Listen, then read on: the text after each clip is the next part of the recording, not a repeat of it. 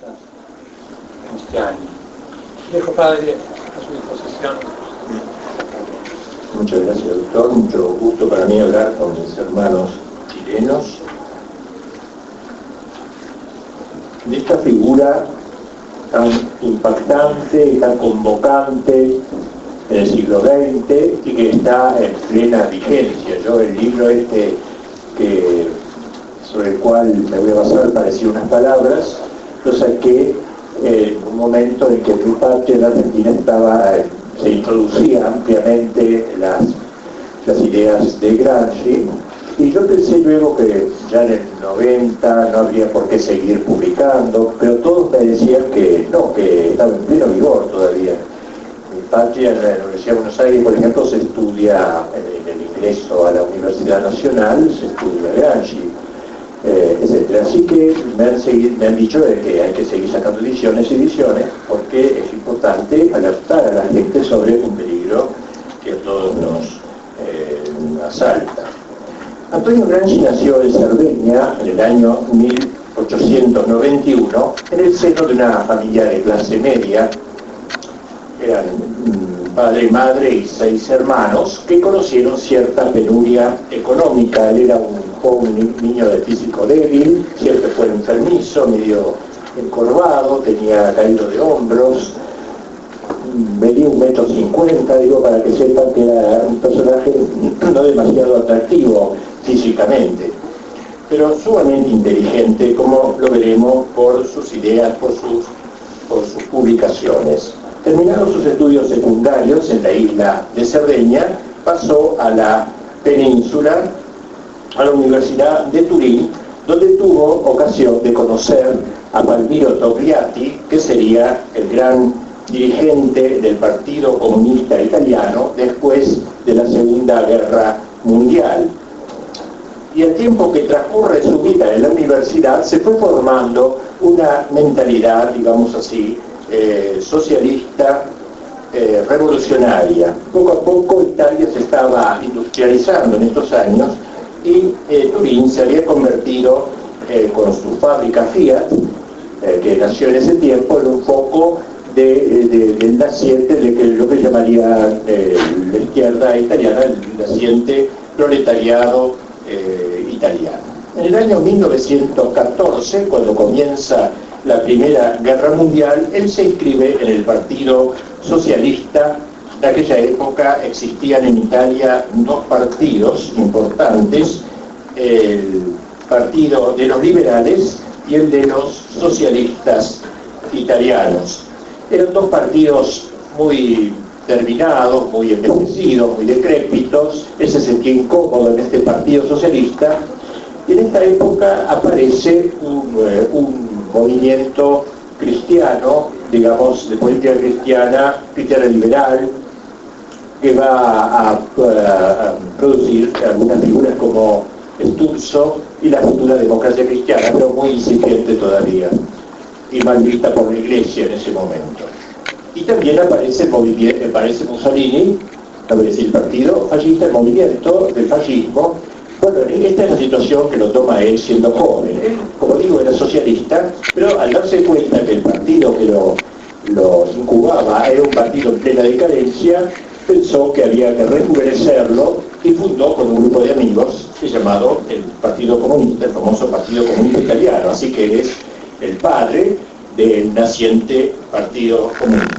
Gramsci en 1922 es elegido como delegado italiano en el tercer congreso del Comintern, o sea, el comunismo internacional, que se celebra en Moscú. Allí tiene ocasión de conocer muy íntimamente a Lenin, que acababa de tomar el poder hacía pocos años y que estaba, aunque no era nada viejo, pero estaba muy enfermo, según he leído luego en otro lugar, estaba prácticamente loco. Yo no sé si es así, pero que caminaba en 4 patas, cosa horrible, parece la situación de él. Pero en algún momento lúcido que tendría, Gramsci pudo hablar con este hombre largas horas, parece, con Lenin. Asimismo, y aprendió ruso para ello, convenientemente. Asimismo lo conoció Stalin, que era más joven y que estaba acechando para tomar el poder. Lenin no lo quería, pero sin embargo al final se impuso y lo sucedió. Habló largas horas con Stalin, y con el tercero que habló mucho fue con Trotsky. comandante del ejército soviético incipiente, que luego caía en desgracia de Stalin. Así que habló con los tres jefes que hicieron la revolución, en última instancia, con los tres grandes dirigentes comunistas, se abrevó en las fuentes, podríamos decir.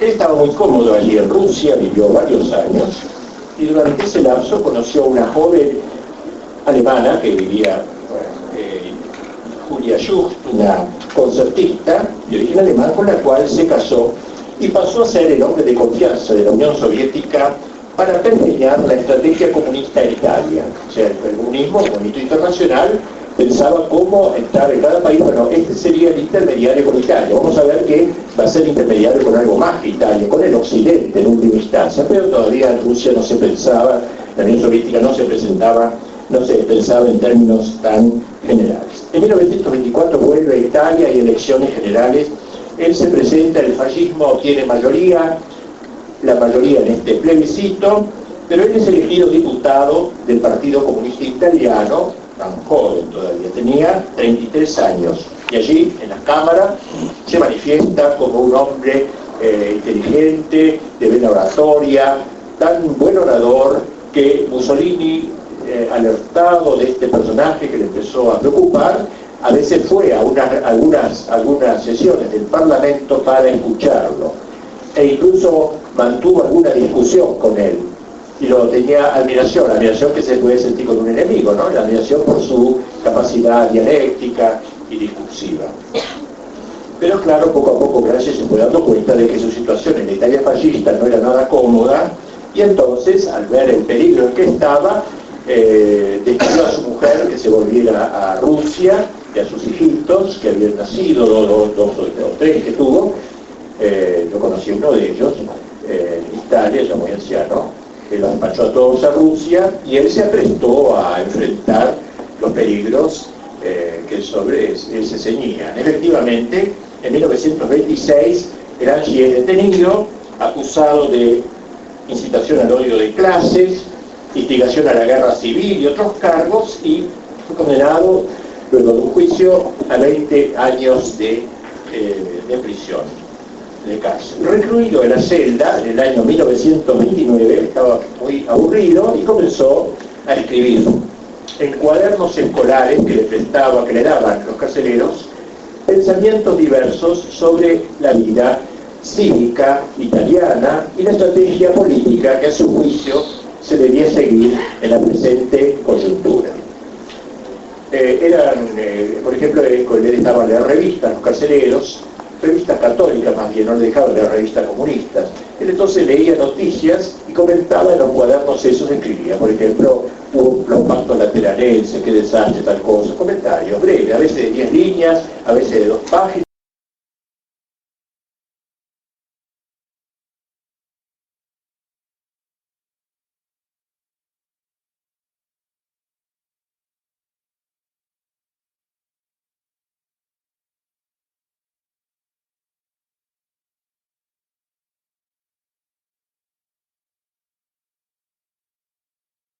Uno de los dirigentes del Partido Comunista Italiano se dirigió al Papa Pío XI para que le dijera a Mussolini si no podía hacerle el favor de liberarlo a Gramsci por su enfermedad y llevarlo a un hospital. No me enteré. Y que el Papa hizo la gestión ante Mussolini, y Mussolini hizo ese gesto, permitió que fuera llevado a un hospital, y ahí en ese hospital falleció. Una noticia que ha salido hace muy poco es que en el último momento de su vida se había reconciliado con Dios, había recibido los sacramentos. La mujer de Gramsci, Julia, y los hijos de Gramsci, nacidos en Rusia, a quienes nunca llegó a conocer, más que muy de pequeñitos, después no nos vio más.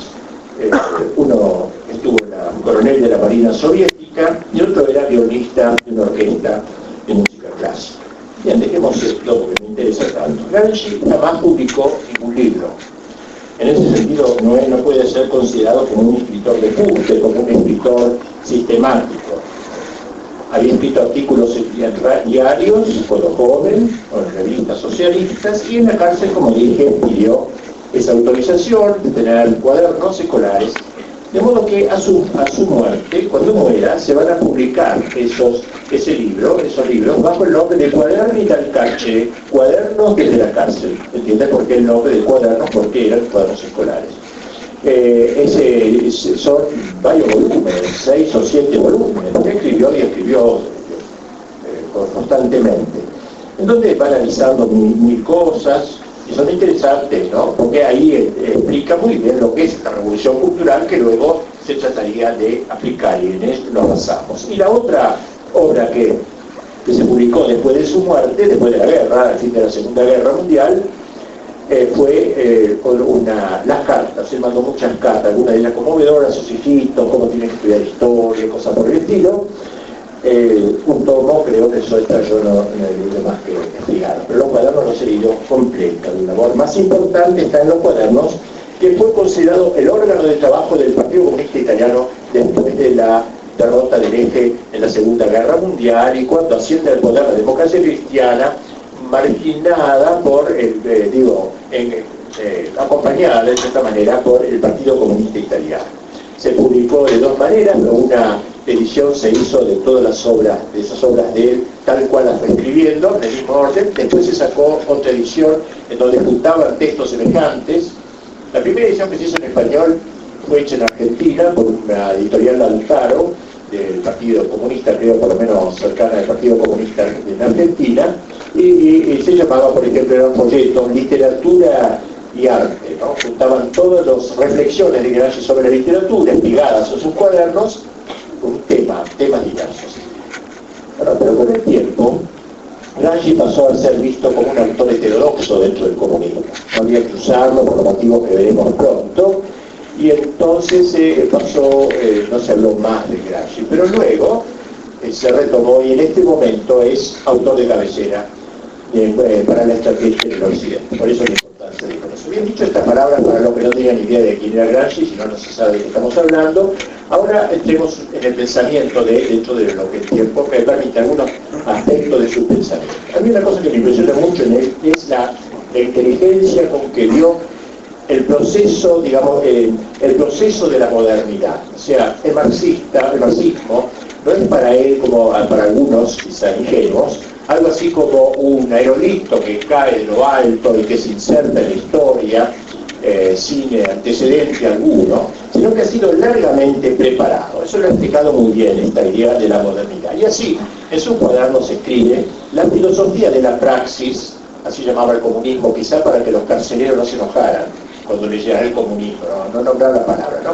La filosofía de la praxis, dice, presupone todo un pasado cultural. Es muy importante, él lo vio muy bien esto.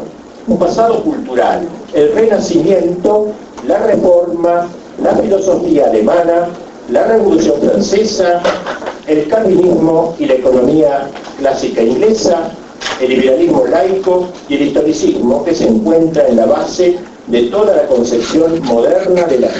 O sea que ya desde el Renacimiento se va preparando un proceso que va a culminar, según él, en el marxismo. Será como la cosecha de todo lo que él llama el mundo moderno, la civilización moderna. Y creo que es una idea muy inteligente que la han asumido luego autores católicos, pensadores católicos, han asumido esta idea de llamar hombre moderno, mundo moderno, este mundo que empieza al fin de cuando se muere la cristiandad y comienza este proceso de creciente apostasía del hombre, con los jalones principales que serían el protestantismo, con la negación de la Iglesia católica, segundo gran paso la Revolución Francesa, con su negación de Cristo como Dios y del orden sobrenatural, y el tercer paso la Revolución Soviética, con su negación y ataque contra Dios. Entonces hay una concatenación que es muy importante de esta teología de la historia, si no se entiende nada o poco de lo que está sucediendo. Especialmente Gramsci va a decir que entre todas estas paternidades históricas a que acaba de aludir desde el Renacimiento hasta el marxismo, digamos, hay tres principales fuentes del marxismo en la historia de este proceso histórico. El primero de ellos es el que viene de la Revolución Francesa. Gramsci va a tener una admiración rendida, esto sabemos un poquito más de esto, porque es importante, por la Revolución Francesa. El segundo es el pensamiento filosófico alemán del subjetivismo del idealismo alemán, con Kant, con Hegel. Y el tercero es, aunque parezca muy extraño, la economía inglesa. La economía inglesa, esto parece que no tuviera que ver mucho con el comunismo. No que Gramsci afirme que cada uno de esos movimientos haya contribuido a elaborar respectivamente la política, la filosofía y la economía del comunismo, sino que la filosofía y la política del comunismo logró absorber sistemáticamente los tres movimientos sociales, toda la cultura de la primera mitad del siglo XIX, a tal punto que en esa síntesis nueva se encuentra, sea en su momento político, teórico o económico, se encuentra como momento preparatorio uno de aquellos movimientos. Y es muy inteligente porque él sabe que lo más importante es la filosofía, de modo que para él lo más importante es la filosofía alemana, el pensamiento. Alemania da el pensamiento, Francia da la política e Inglaterra da la economía, así dicho con un poco de espíritu sintético quizás, ¿no? O sea, la cabeza es Alemania, da la idea, tiene dos manos, la mano política, la Revolución Francesa, y la mano económica, la Revolución Inglesa. ¿Y por qué? ¿Por qué esto último qué tiene que ver el liberalismo, digamos así, del movimiento económico inglés, que tiene que ver con el marxismo? Sí, creo que lo ha visto claro, porque Inglaterra inventa o crea el Homo economicus, que es un hombre inmanente, un hombre que piensa solo en la tierra, y eso le parece muy asimilable con el ideario comunista. Entonces, el gran proyecto del liberalismo está para Gramsci en el origen del marxismo. Esto es importantísimo. Esta es una idea que la va a tomar, que la va a tener antes que él, el gran Dostoyevsky, que en su novela Demonios, que es una novela que todos ustedes tratan de leer alguna vez en la vida, es mucho más desconocida que los hermanos Karamazov o las otras obras de él, esta obra, Demonios, la tesis del libro es la siguiente: de padres liberales, hijos socialistas. Él no habló del comunismo porque no alcanzó el comunismo de Dostoyevsky, pero hijos socialistas. Representa a un padre liberal, un padre que está detrás de un escritorio haciendo esquemas, un padre que habla francés porque el ruso es un idioma despreciable, de los sirvientes, de la cocinera de esa época. Entonces tiene que hablar francés, que quedaba bien, era el idioma de la revolución francesa también, de alguna manera. Y el hijo empieza a quemar edificios, a matar gente, y el padre lo mira como un monstruo: yo no he engendrado a este monstruo. Le dice: ¿pero qué estás haciendo? Y el hijo le dice: papá, no hago más que llevar a cumplir lo que tú piensas y no te animas a hacer. Padres liberales, hijos socialistas. Esta idea está claramente tomada también, porque para él el liberalismo entonces engendra el marxismo. Dice: las afirmaciones del liberalismo son ideas límite que, una vez reconocidas como racionalmente necesarias, se convierten en ideas fuerza, se han realizado en el Estado burgués, han servido para suscitar la antítesis de ese Estado en el proletariado, y luego se han desgastado. Universales para la burguesía, no lo son para el proletariado. Para la burguesía eran ideas límite, para el proletariado son ideas mínimo. Y es en efecto, dice, el entero programa liberal que se ha convertido en programa mínimo del Partido Socialista. De aquí viene expresado una idea que muchos católicos tampoco saben entender, y creen que el catolicismo no solamente pues aliado por el comunismo, la apertura de uno, sino otros con el liberalismo. Ambos errores son. Dicho esto, pasemos a otro aspecto de su pensamiento. Una de las originalidades de Gramsci es la ilustrativa distinción que establece entre lo que él llama la sociedad civil y la sociedad política.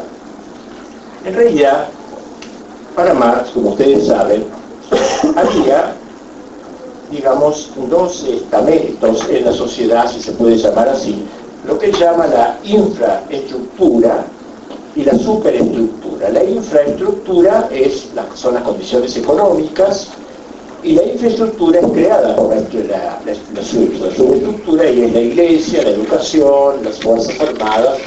De todo modo que, según Marx, lo que hay que hacer es trabajar en la infraestructura, cambiar la economía, y si uno cambia la economía y la hace marxista, la economía liberal en todo caso la de Occidente y la hace marxista, hace saltar automáticamente toda la superestructura que se funde en esta infraestructura. Bien, Gramsci va a decir que no es así. Gramsci va a dar, por eso es medio heterodoxo para el comunismo, él va a dar mucha importancia a la superestructura, a la cultura, por eso le habla de revolución cultural. Antes de hacer una revolución política o económica, hay que hacer la revolución cultural, hay que cambiar la superestructura, luego al final se cambiará la infraestructura también. Él decía que en la sociedad hay dos aspectos, lo que llaman la sociedad civil y la sociedad política. La sociedad civil, dice, es el conjunto de las instituciones que ejercen en un país determinado la hegemonía, esta es una palabra bien gramsciana, la hegemonía, el poder doctrinal, es decir, es todas aquellas personas que en un país enseñan a pensar, imbuyen ideas en la sociedad. En cambio, la sociedad política es la que ejerce el dominio, el señorío sobre la nación, las fuerzas armadas, la justicia y todos esos elementos. Lo importante es la sociedad civil, es lo primero. Hay que meterse en los sectores que crean hegemonía, que tienen hegemonía, hay que sustituir la hegemonía ahora presente para crear una nueva hegemonía dirigida por los pensadores comunistas que imbuyan en la gente un nuevo modo de pensar, que infiltren, digamos, en la sociedad de Occidente nuevas ideas que burlen las antiguas, para lo cual va a proponer una estrategia a la cual nos vamos a referir ulteriormente. Para Gramsci fue un tema apasionante, y a mí me parece que lo es de veras, el estudio en concreto de la organización cultural que mantiene en vigencia un modo de pensar determinado, en este caso en Europa, en el Occidente. ¿Por qué la gente en el Occidente piensa así? ¿Quién es el que le ha enseñado? No es que piensa así porque ha nacido pensando así. Alguien se lo ha enseñado, la sociedad civil. La Iglesia, sobre todo. Él será el principal enemigo y el más admirable enemigo. Va a tener admiración por la Iglesia como que tiene admiración por un enemigo. Pero admiración, vamos a ver luego por qué. La Iglesia y la enseñanza son para él las dos mayores organizaciones culturales de cada país, aunque solo fuera por el numeroso personal que ocupan. Pero también hay que incluir entre estos forjadores del modo concreto de pensar de la gente, de lo que se llama el sentido común, a los periódicos, las revistas, la actividad editorial y diversas profesiones que incluyen una docencia implícita, aunque no sus integrantes no enseñen desde una cátedra. Pero la religión prevalente, la religión católica concretamente, es para él lo principal, la principal fuente de lo que llama el sentido común. Las diversas certezas del sentido común nacen esencialmente de la religión y en Occidente del catolicismo. Por eso él va a expresar la necesidad de acabar con el catolicismo y con la influencia del catolicismo en las sociedades si es que queremos realmente cambiar el modo de pensar de la gente. Y aquí va a expresar su gran admiración por la Iglesia. Él dice que la Iglesia, ¿por qué ha durado 20 siglos? Él no es creyente, no tiene fe, como nosotros católicos que sabemos que si la Iglesia dura, más que por la virtud de sus miembros, de sus pastores, es porque Cristo ha comprometido su asistencia, estaré con vosotros hasta el fin de los siglos. Este argumento a él no le llega, ni le interesa, va a buscar argumentos sociológicos, digamos, por qué la Iglesia dura. Y da por motivos muy inteligentes, como es en general, de por qué la Iglesia dura. La Iglesia conserva, dice en primer lugar, la Iglesia dura porque conserva una comunidad de fieles en donde los intelectuales y los más humildes intelectualmente, los más ignorantes, están unidos por un credo común. Es decir, vamos a decir en otras palabras, lo que piensa Santo Tomás y lo que piensa una viejita analfabeta es lo mismo. Nada más que con mayor penetración o menor penetración en el contenido de la fe. Eso dice es admirable, esa unión en la fe que hay en la Iglesia Católica, cosa dice que nosotros los comunistas no tenemos. Nosotros somos intelectuales de gabinete, el pueblo anda por su lado, y de modo que no hay esa conexión que existe entre la Iglesia Católica. Y en segundo lugar, la otra causa por la cual la religión dura tanto tiempo, a pesar de ser una cosa precrítica y prerracional, etcétera, la religión, ¿por qué dura también? Porque ha repetido la misma doctrina a lo largo de 20 siglos. En todo caso habrá cambiado algunas expresiones, pero la doctrina es la misma. Y aquí lo digo ahora entre paréntesis, es el problema actual cuando hay una crisis en la Iglesia de doctrina, donde no se repite la doctrina de siempre, sino que se quiere instaurar nuevas doctrinas y coherente con aquella, porque esto puede ser un medio de destruir. El Gramsci cuando apareció el modernismo que conoció, dijo, esta es la nuestra, ahora se puede destruir la Iglesia, ahora se separan los intelectuales del pueblo fiel. Esta es la manera de destruir a la Iglesia. Él lo dice desde un punto de vista sociológico, pero no nos deja de impresionar. Bien, así que lo que explica la existencia y la piel dura de un sentido común es el influjo de los miembros de las clases hegemónicas de la sociedad civil, y es la que sea de los intelectuales. Por eso el papel del intelectual en el avance del comunismo, cosa que Marx no le interesó realmente, ni a Lenin ni a nadie, los comunistas. Él es especialista en esta revolución cultural.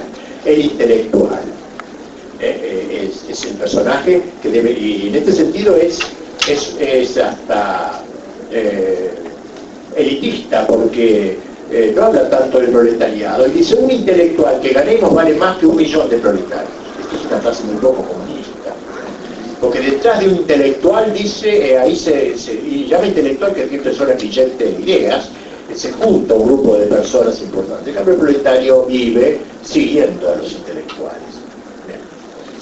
Bien, dichos estos presupuestos del pensamiento de Gramsci, vamos a decir algunas palabras, ahora quedamos hasta el final, sobre la estrategia que él propone para la victoria. O sea, en un combate hay que instaurar lo que él llama el sentido común.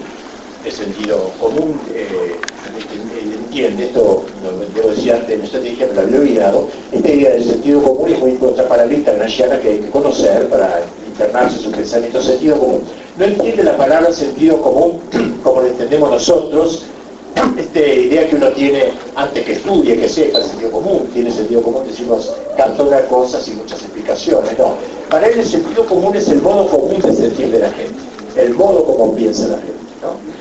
Y por eso explica que la gente piensa como piensa porque la Iglesia le ha inyectado las ideas. Y pone el ejemplo de Rusia, por ejemplo, dice, ¿cómo se dice en ruso? ¿Cómo se dice Dios?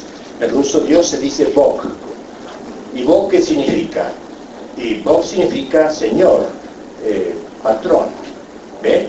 Ya, al nombrar a Dios están haciendo la lucha de clases.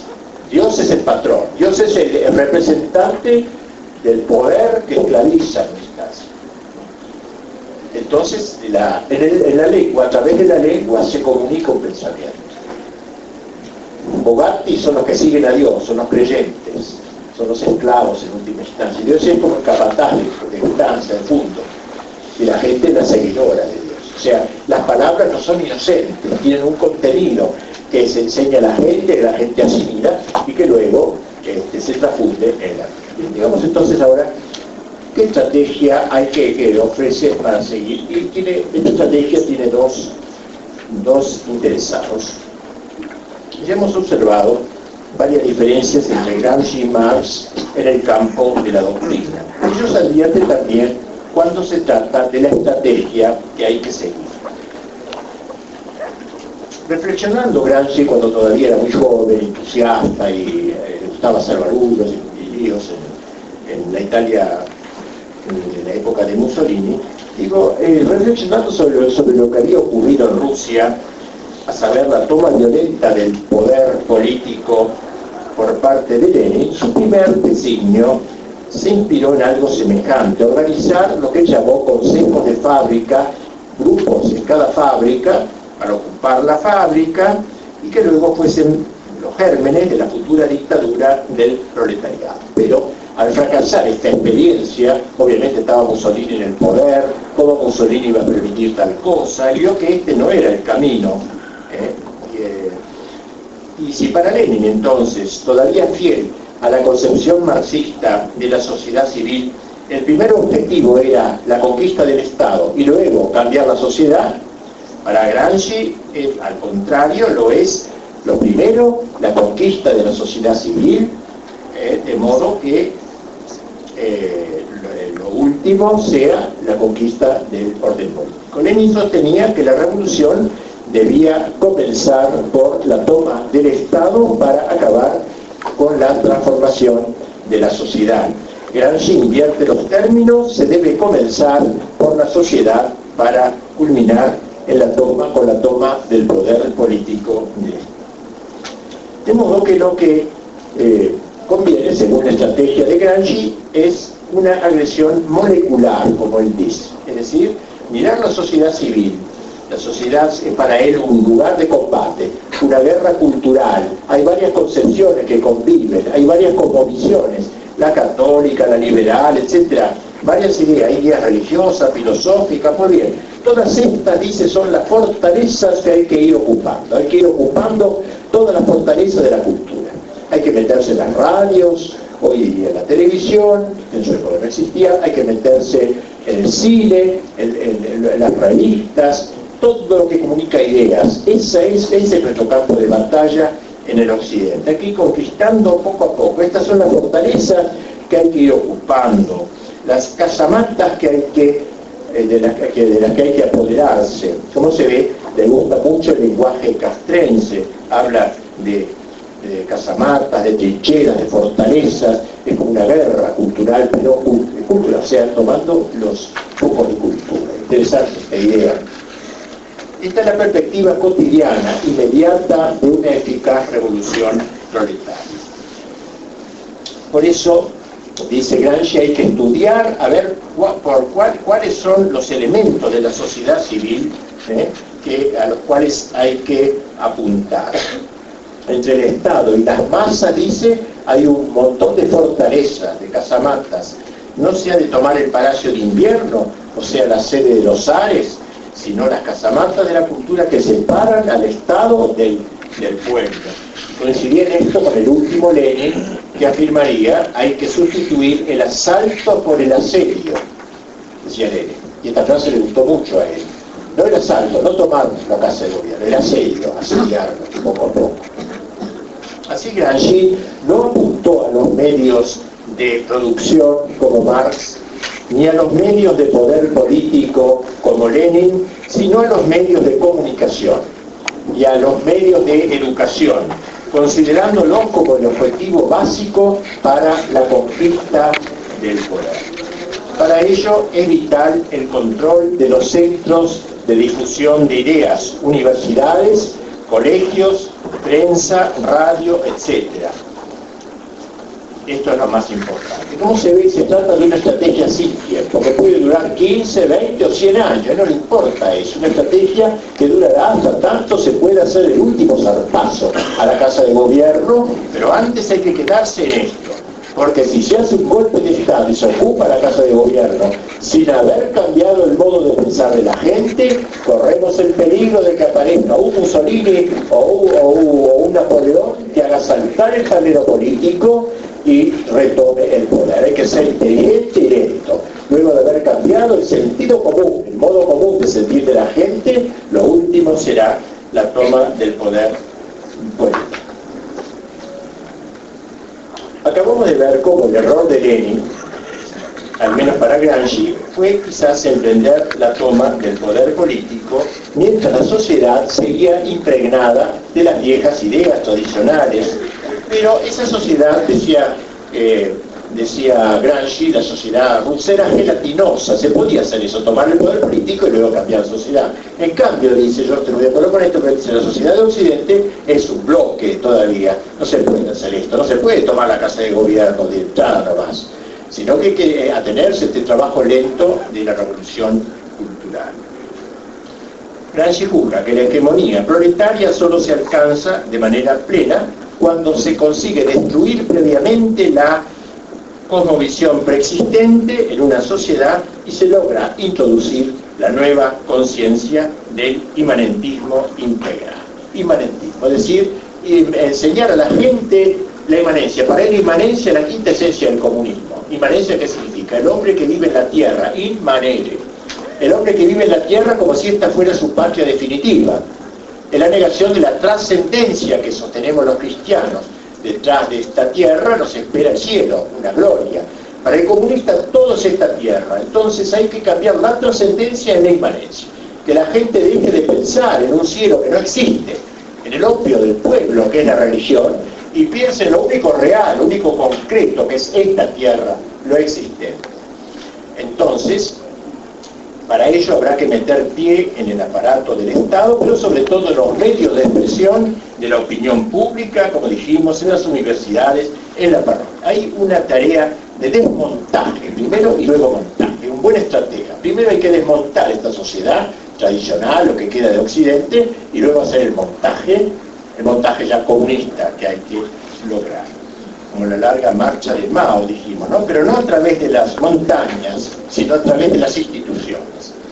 La revolución habrá de ser preparada así con paciencia, con tiempo y con cálculo de alquimista, desmontando pieza por pieza la sociedad civil, infiltrándose en sus mecanismos, cambiando la mentalidad de la mayoría. Vamos a ver cómo muestra cómo hay que destruirse primero, y luego cómo hay que construir. Esto segundo no lo dice muy bien, no lo sabe. Claro, estaba Mussolini en el poder, ¿qué puede construir con un gobierno fascista en el poder? Eso no podía pensar mucho. Pero cómo destruir, sí. Aunque todavía no lo pudiera realizar, estaba preso él, pero es genial. ¿Cómo destruir Occidente? ¿Cómo destruir el Occidente cristiano? Ahí lo va. Acertadamente señala él, como toda revolución seria, ha sido preparado por un intenso trabajo de crítica, demoledora, de penetración cultural, de permeación de ideas, y pone el último gran ejemplo histórico de la revolución, para él el ejemplo más perfecto de una revolución, que es la francesa. Él dice, la revolución francesa es el modelo de toda revolución, porque la revolución francesa no hizo la estupidez de ocupar la casa de gobierno. No lo guillotinó al día siguiente, de un día para otro, el 16, listo, tomamos el poder.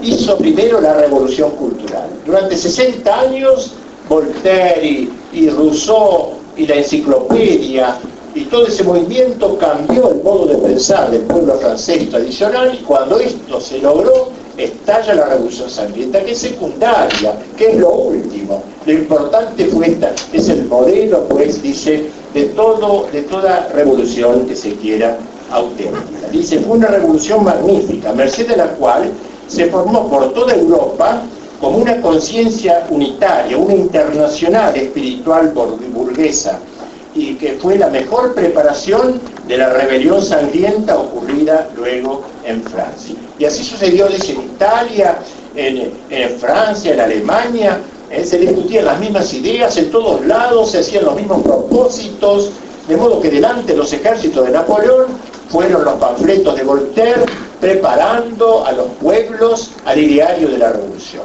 Pero no hay que creer que Napoleón es un antirrevolucionario. Eso es uno de los errores que ha instalado la historia. Incluso gente tan inteligente como Belloc mira a Napoleón una especie de Carlomagno, no hubo tal. Si bien Napoleón frenó algunos aspectos más sangrientos de la revolución, pudo decir Napoleón, la revolución soy yo. Y de hecho, con los ejércitos de Napoleón, la revolución llegó a Rusia y llegó a España, a los dos extremos, y a todo el resto de Europa. Por eso pero él dice que delante de las bayonetas de Napoleón iban los panfletos, o sea, la revolución cultural de Voltaire y de los demás pensadores franceses. Dice, más tarde, una vez que los hechos en Francia consolidaron de nuevo la conciencia, bastaba un movimiento popular en París para provocar otros análogos en Milán, en Viena y hasta en las aldeas más pequeñas.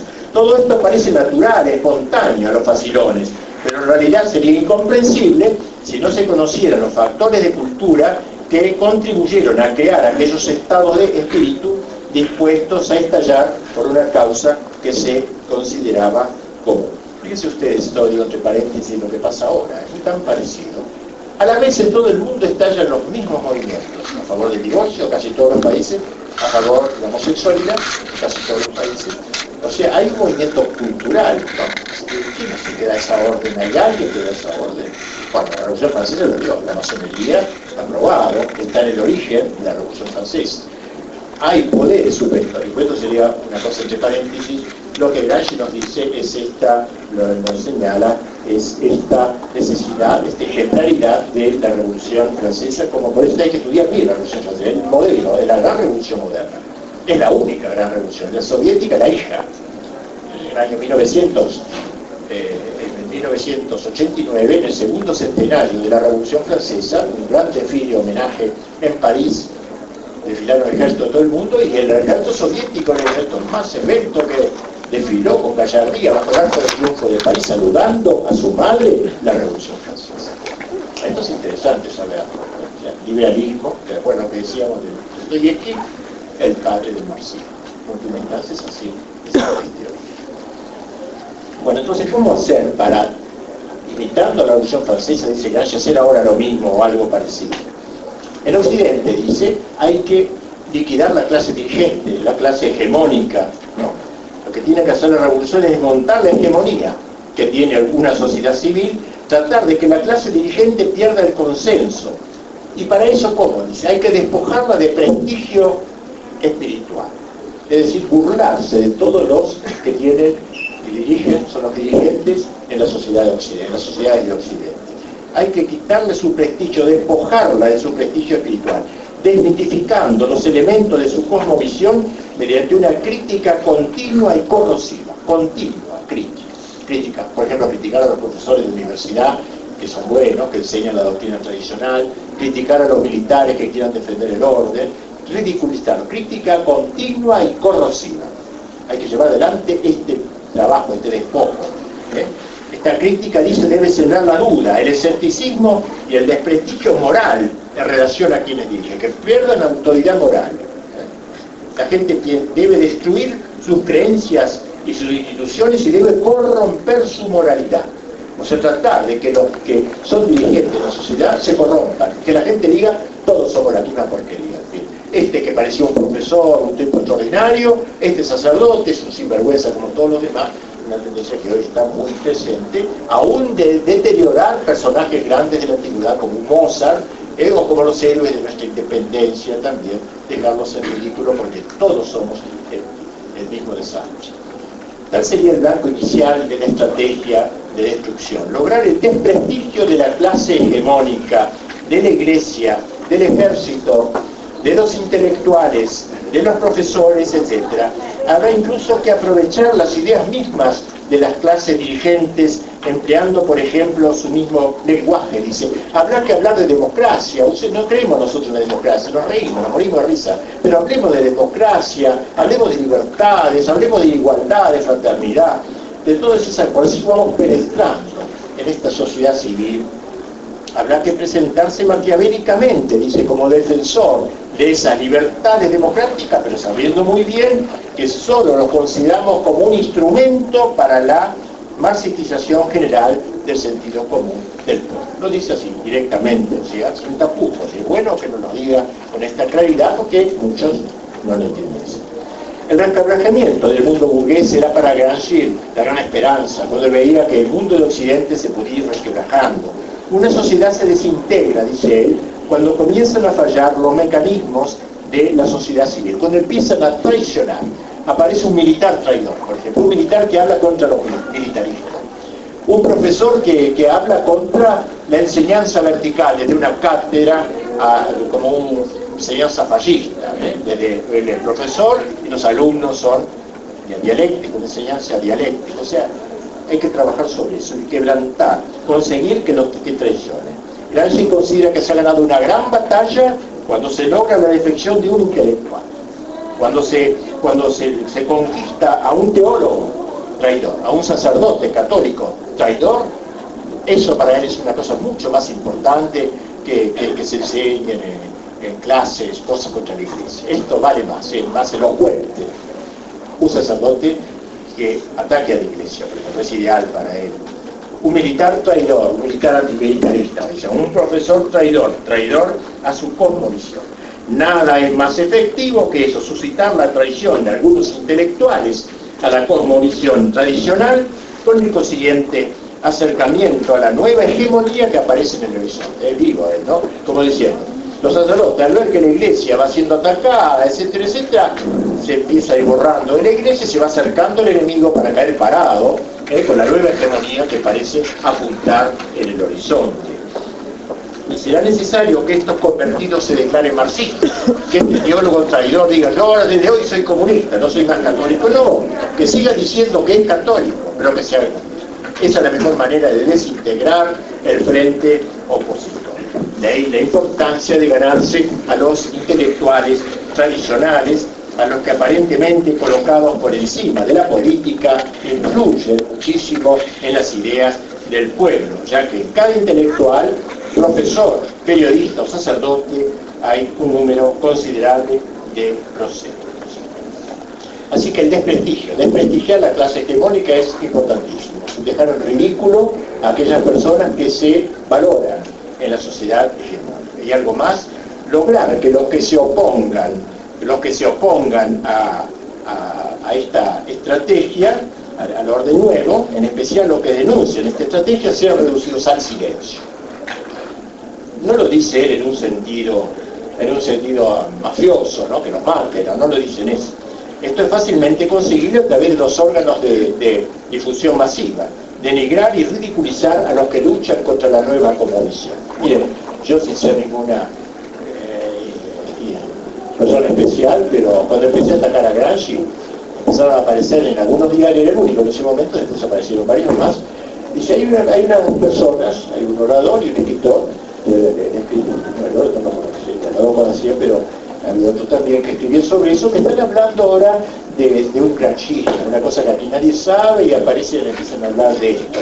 Que esas personas, dice, son como esas que ven ladrones debajo de la cama, que están siempre viendo enemigos al acecho, son como chiflados. ¿Qué hay que hacer con ellos? Hay que mandarlos a un manicomio, dice, ¿no? Porque y esto fue el mismo procedimiento que siguió la Unión Soviética. Una vez Khrushchev dijo, a los disidentes hay que mandarlos al manicomio. ¿Por qué? Porque si esto es el paraíso del proletariado y uno dice que esto es malo, está chiflado. Si en el paraíso no existe, está loco. Era cierta lógica había. Entonces lo mandaban efectivamente al manicomio. Pero esto, o sea, a ellos les molesta que uno descubra, lo que estoy haciendo ahora les molesta mucho, que uno descubra la estrategia, porque es necesario que se mantenga oculta para que se pueda explorar más y más. Luego además amenazas, además de otra índole, de muerte, digamos, por teléfono. ¿Sí? Lo tomamos muy en serio el asunto de esta crítica, ¿no? Pero no necesariamente es así, porque esta cuestión de reducir al silencio a los que se oponen a esta o a los que denuncian esta estrategia,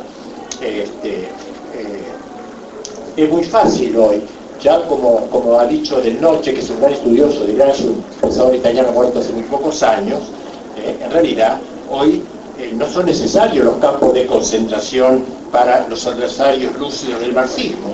Ya no será necesario emplear el terror físico contra los disidentes intelectuales de la nueva cosmovisión, de la nueva hegemonía.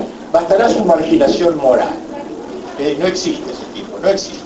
La persona que no tiene ninguna relevancia, nadie lo va a llamar, nadie le va a decir que hable por radio, ni nada, no existe. Bastará su marginación moral. Como bien dice Del Noche, la así llamada evolución democrática del comunismo consiste en el paso del terror físico a la marginación moral. Este es el método actual de liquidar a la oposición, marginando. Pero no habrá que limitarse solamente al desprestigio de la clase hegemónica, también habrá que dirigirse a las masas. No hay que olvidarlo, dice Gramsci, que las masas también deben preocuparnos, pero es para el secundario eso, porque una vez que se gana la intelectualidad, una vez que se ganan los focos de ideas, el lugar donde se focalizan, comunican las ideas, lo demás de las masas será bueno, el momento constructivo, como dije antes, en realidad no lo trata demasiado bien. Él dice solamente que no hay que dejar un hueco entre esta destrucción de la sociedad occidente y la toma del poder político, porque si no hay un peligro de que tome el poder Mussolini, o como decía antes, un Napoleón o un dictador. Hay que tratar de que no haya un margen, de modo que cuando la gente esté convenientemente preparada, ahí dar el saltazo y tomar el poder, no dejar un hueco, un vacío, que sería muy bien. Y lo último termino, en esta estrategia contra el cristianismo. Él propone, respecto del cristianismo, una estrategia especial. ¿Cómo hacer para liquidar el catolicismo, concretamente? Es curioso observar cómo, si bien tanto Marx como Gramsci juzgan que el cristianismo es algo terminado, una reliquia del pasado, un cadáver, sin embargo, no pierden ocasión de referirse a él e incluso lo consideran el peor enemigo. Gramsci, escribe del Noche, es el pensador más rigurosamente antirreligioso, al menos como crítico de la religión del Dios trascendente y creador. Su preocupación como filósofo es alcanzar un inmanentismo tan riguroso que no deje ya espacio para la más mínima tentación de renacimiento religioso. Guarde la forma, O sea, que nadie tenga ni la tentación de ser cristiano, ni la tentación de tener fe, hay que erradicar totalmente la fe. La fe y cualquier inclinación a la fe. Tal es el gran enemigo. Gramsci piensa que mientras el catolicismo siga conservando su influjo en el sentido común, o sea, en el modo común de sentir de la gente, no hay perspectivas para el marxismo. Dice expresamente, no hay perspectivas. De ahí que dentro de sus grandes lineamientos tácticos indique una estrategia especial para tener en cuenta en la lucha antirreligiosa.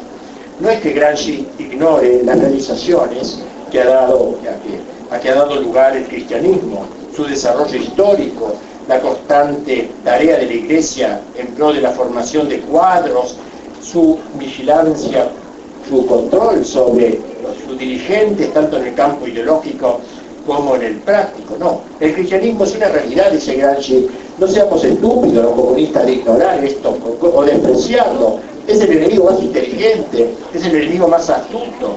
Es una realidad histórica. No se trata de negarlo porque es bien real. No se trata de ridiculizarlo, dice, porque no tiene nada de ridículo la religión y la iglesia. Se trata de hacer entender a los cristianos que todo aquello por lo que han luchado y por lo que han creído, todo aquello no es más que una versión utópica e ilusoria de necesidades, intereses e inspiraciones reales. Y que esos intereses de los cristianos encontrarán su realización cuando el marxismo logre apoderarse del poder. La filosofía de la praxis recogerá todas las necesidades de los cristianos, todos los intereses y los transformará, obviamente, inmanentizándolos en este mundo. Entonces leía luego un comunista muy importante, no creo que la habló, decía que la última tarea que tenemos que hacer los comunistas es inmanentizar las virtudes teologales. Es decir, conservar la fe, la esperanza y la caridad, pero vaciándola de contenido. Fe, sí, pero no en un Dios que no existe, sino en el hombre, en los planes de los políticos, en los planes quinquenales, en los planes de Dios.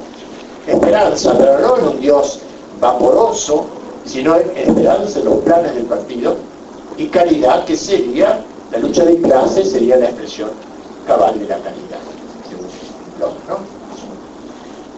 Así que entonces, ustedes quieren un paraíso, lo tendrán, dice Gramsci, ¿no? Los católicos ustedes quieren un paraíso, lo tendrán, pero no en el más allá, sino en la tierra. El paraíso sí, pero en la tierra, no otra cosa, dijo Marx.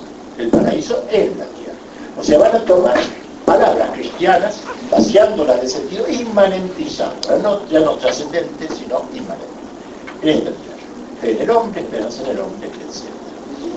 Conservará incluso el lenguaje, como digo, teológico, pero dándole un nuevo contenido. Este es un aspecto muy importante para entender la estrategia gramsciana en la lucha antirreligiosa. Para Gramsci la religión es la utopía más gigantesca que haya aparecido en la tierra, el más grandioso intento por conciliar de forma mitológica contradicciones reales de la vida. O sea, el cristianismo sale al paso de cosas reales, pero mitologizadas, convirtiéndolas en mito. Buscando su bien, pero en la perspectiva de otro mundo, en la esfera de lo utópico. Nosotros justamente vamos a recuperar esa importancia que se atribuye al hombre, pero no vinculándolo a una vacua trascendencia, sino a la misma historia del hombre, la que es hecha por el hombre y para el hombre, a través de la cual el hombre se crea a sí mismo. O sea, es el lenguaje de Gramsci, que es bien, en esto sí es bien marxista. Labor, por tanto, intelectual y práctica a la vez. Refutar teóricamente el cristianismo desmontando las piezas principales de su sistema y ofrecer a los cristianos metas de verdadero interés, metas tangibles tangibles, sensibles y terrenales que faciliten el trasvase desde una concepción trascendente a una concepción inmanente que es la única real. Por tanto, no se trata de dejar a las masas católicas sin una concepción del mundo, se trata de irlo sustituyendo paulatinamente a esa concepción trascendente que han aprendido por una concepción inmanente en que filosofía, política y sentido común se identifican. También en el ámbito de la lucha antirreligiosa propone Gramsci este doble momento del desmontaje y del montaje. Si nos atenemos al primero de estos momentos, no podemos dejar de advertir la gran alegría que él tuvo, como creo que dije al comienzo, de esperanza de que se desintegraba el bloque, como él dice, el bloque católico, el bloque eclesiástico, siguiendo con creciente interés las crisis de la Iglesia, sobre todo la crisis de su época, el modernismo, que fue en 1910, el Papa Pío X salió al paso del modernismo, en donde justamente encontraba, como dijimos antes, que los intelectuales iban por su lado enseñando un cristianismo nuevo y el pueblo seguía con la fe tradicional. Es decir, en esta distinción, en esta distancia y separación, encontramos una verdadera una esperanza para nosotros, y lo dejó dicho también. Se interesó muchísimo en este asunto. Veía ciertamente en el modernismo un peligro mortal para la Iglesia, este catolicismo de gabinete que creaba un grupo de teólogos en total independencia del pueblo cristiano.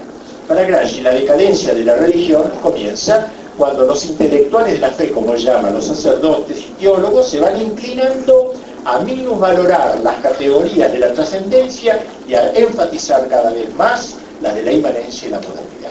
Que los sacerdotes dejen de hablar de la gracia, del infierno, del cielo, etcétera, y que comiencen a hablar de las cosas de la tierra, que son las verdaderas y las reales, que polaricen sus intereses en los problemas terráqueos. Estos nuevos teólogos, decaídos ya de la fe, funcionan entonces según el modelo que ha analizado magníficamente Gramsci, al decir de él, estas personas, dice, están a punto de entrar en crisis intelectual, vacilan entre lo viejo y lo nuevo, han perdido la fe en lo viejo, pero todavía no se han decidido en favor de lo nuevo, están fluctuantes, parecen todavía católicos, pero están admirando este mundo enemigo del cristianismo. Tales sacerdotes no les hacen demasiada mella los argumentos intelectuales de la fe antigua, ahora admiran lo tradicional con recelo, ahora van tomando distancia de la tradición, y si bien no se abrazan aún plenamente con el nuevo, comienzan a vivir en la ambigüedad. Todas las combinaciones cristiano-marxistas que hemos conocido, asociaciones de cristianos para el socialismo, clérigos marxistas, tercer mundo en Argentina, son precisamente intelectuales traidores que se han ido convirtiendo en la modernidad, acercándose a los nuevos dirigentes que se van apoderando de la cultura. Muy bien, este proyecto de Gramsci comenzó, la estrategia de Gramsci se fue realizando ampliamente en los últimos tiempos. No tenemos ocasión de proponer esto, yo lo explico en el proyecto donde hablo de esto, en España, cómo se hizo en España concretamente. Digamos algo de España solamente, parte de una idea de una aplicación después de muerto Gramsci ya, pero Gramsci. Dolores Ibarburu, la famosa pasionaria, que es un personaje bastante siniestro de la época de la Guerra Civil, y Santiago Carrillo, que es viejísimo todavía, que es diputado y vive, en los tiempos de la Segunda República no disimulaban su fobia antirreligiosa, aprendieron el nuevo vocabulario gramsciano.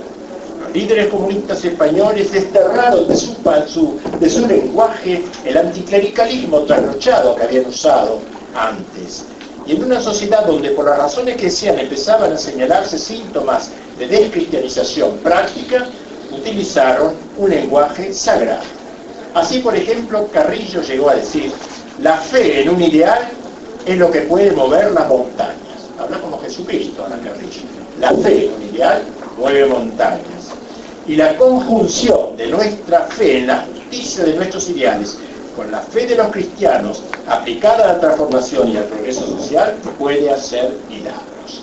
De aquí un lenguaje nuevo. No es el lenguaje comunista de Marx, de Lenin, de Stalin, es un lenguaje de Gramsci.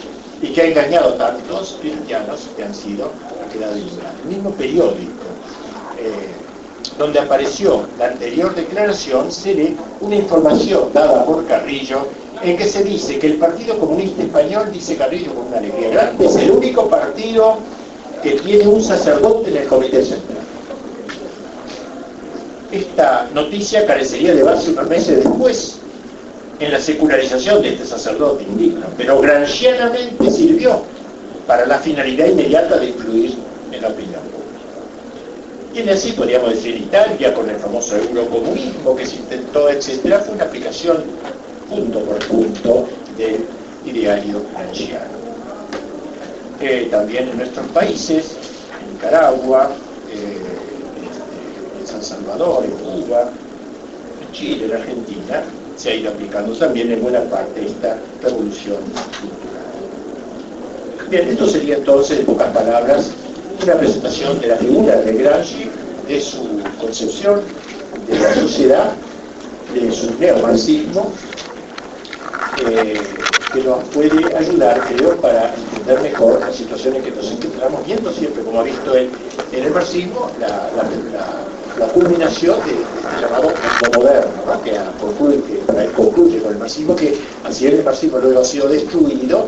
Sin embargo, la globalización, el nuevo orden mundial tiene mucho que ver con todo esto, que está en continuidad con esta gran revolución moderna, que viene, como dice Gramsci, del Renacimiento, el protestantismo, el idealismo alemán, la revolución francesa, la revolución soviética y el nuevo orden mundial, camino al fin de los tiempos, que los cristianos sabemos que la historia se cierra un día para abrirse la eternidad, cosa que Gramsci obviamente no entendía, no había aceptado. Para él hemos llegado ya.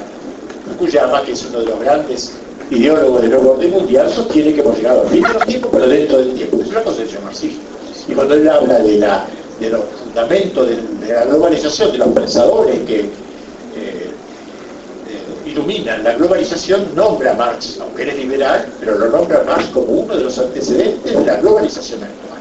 Así que todo esto es bueno verlo en este contexto que lo vio Gramsci. Él nos enseña a mirar la historia, todo este proceso de revolución anticristiana, como ha llamado algunos sacerdotes o pensadores católicos, que comienza en el Renacimiento malo, como un Renacimiento sano y bueno, que fue el Renacimiento de Giotto, de Dante, pero hubo un Renacimiento luego paralizante, y de ahí en más un movimiento, digamos, muy claro hacia la apostasía final, ¿no? Que abrirá paso a la figura del anticristo, que será un poder político que encarne toda la gran revolución moderna, que se va a concretar la última herejía de la historia, que es el naturalismo probablemente, es decir, la afirmación de lo natural, en la negación de lo sobrenatural, que es en buena parte lo que Gramsci ha propiciado. Por eso creo que leer a Gramsci es leer un exponente muy importante de la revolución